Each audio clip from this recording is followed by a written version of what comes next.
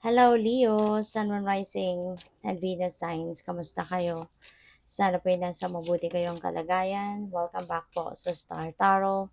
At kung bago kayo rito, welcome din po kayo. Please subscribe, like, share my videos, and leave me a comment po kung nakaresonate kayo. So first card ni Leo, we have the energy of the bat, perception, shadow, courage. Ayan. So, baka kailangan na ninyo Leo ngayon na maging matapang, maging courageous, maging strong, brave, 'di ba? Na baguhin yung inyong perception. Maaari na kung ano man yung how you see things, people and situations around you, siguro hindi na yun paborable para sa iyo. Hindi na yun nakakabuti para sa iyo. And to improve, 'di ba, your situation, kailangan siguro na baguhin mo ngayon ang approach sa buhay. Baguhin mo siguro ngayon yung ano mo, baguhin mo yung siguro kailangan mong baguhin ngayon yung pagtingin mo sa mga bagay-bagay. Okay? So, what else? We have positivity, protection, and cleansing. Ayan, so napakaganda no ng card, napaka-vibrant. This is full of positivity, positive energy. So, hopefully no, ganito ngayon ang bumalot sa inyo sa buhay mo. Maging positive ka, positive situations lang din ang maa-attract mo dito when you are projecting positivity. At tsaka, if you are also, Leo, going to be embodying positive energy, positive mindset, outlook, mga ganyan, makakasiguro ka, 'di ba, na pawang magaganda lang at mabubuti, maayos na sitwasyon or even mga mabuting tao yung maa-attract mo towards you, you know? Kaya sana, 'di ba? Sana ah piliin ninyo na mag-project kayo ng positivity lang, alright?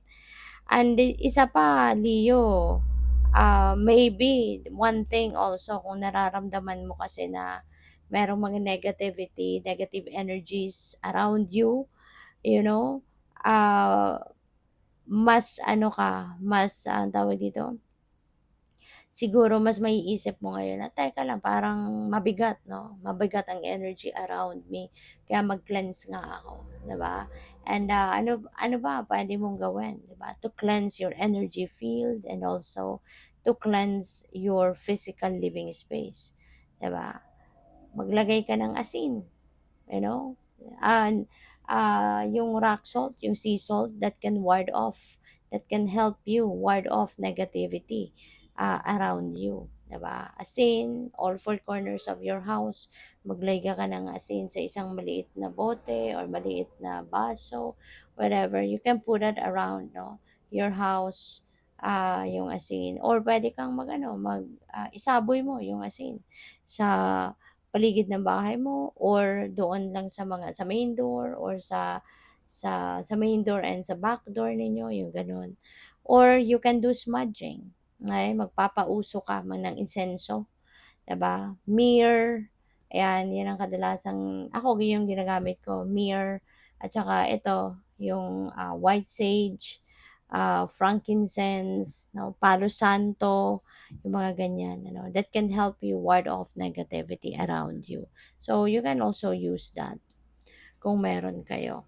So, we have sickle, ayan, cutting cords, quickness action, ayan na nga, ah, cutting cords with something no that doesn't serve your best interest, cutting cords with something that doesn't help you in any way, 'di ba? Kung ano man na 'yan, no, mga tao man 'yan, negative people sa buhay mo, mga ganyan. So tanggalin mo na. They don't deserve you or they don't deserve a room in your life, 'di ba? So tanggalin mo na 'yan at mas maganda if you are going to just focus on what is makakabuti sa'yo, 'di ba? Mga mga situations, ganyan, mga bagay, 'no? Mga bagay, kung yan ay stale energy na, hindi mo naman nagagamit, tanggalin mo na, 'di ba? Alisin mo na, ipamigay mo na kung mapapakinabangan pa 'yan ng iba, aalisin mo na sa bahay mo, ibigay mo, i-donate mo. Pero kung sira na, naku, hindi magandang nagtatago ng mga sirang gamit 'no, sa bahay. Yung may mga crack na gamit, yung mga damit na mga punit na, hindi na 'yan dapat na kinikip sa bahay.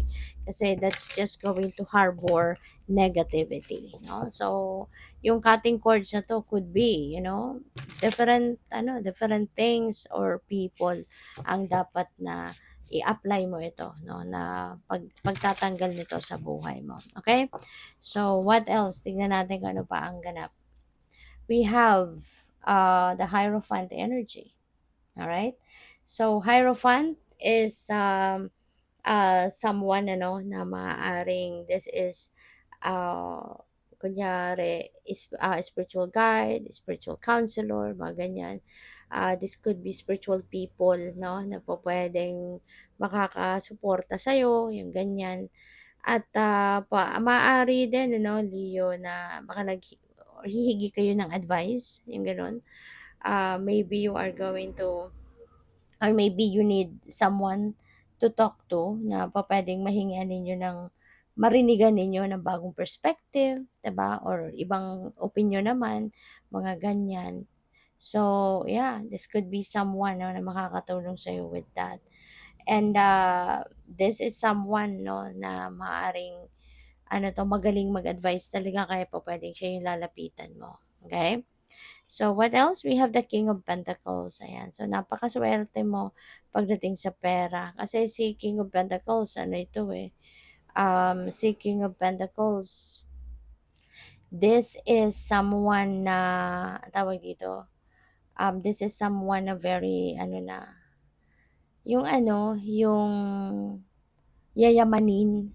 Meron na 'tong successful na trabaho or kaya successful na business o kaya marami na siyang pera, marami na siyang, marami na siyang pera, marami na siyang ipon, 'di ba?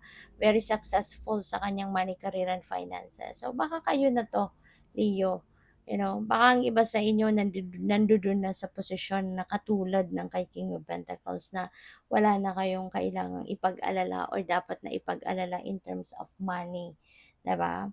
Or, pupuwede rin na ngayon may kung wala pa kayo sa posisyon ni King of Pentacles, wala pa kayo sa trono niya, maaari na meron kayong opportunity dadating. It could be a lucrative offer para sa'yo na pupuwedeng ano 'to, pupuwedeng mag-aano sa inyo, pupuwedeng siyang magdadala sa inyo dito sa trono ni King of Pentacles.